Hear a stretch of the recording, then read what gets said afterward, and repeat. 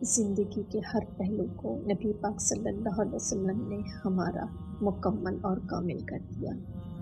کون سی ایسی چیز ہے جس پر ہماری رہنمائی نہیں ہوگی؟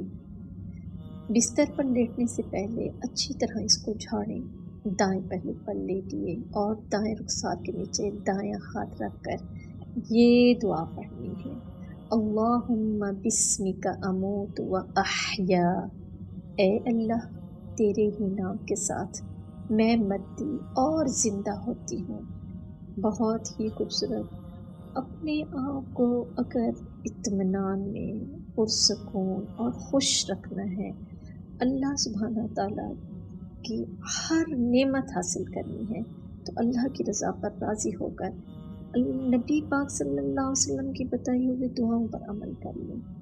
ڈپریشن، انزائٹی، ہر قسم کی پریشانی سے ہم بچ جاتے ہیں، صرف اور صرف اللہ کے رسول صلی اللہ علیہ وسلم کی بتائے ہوئے احکامات اور دعاؤں پر عمل کر کے۔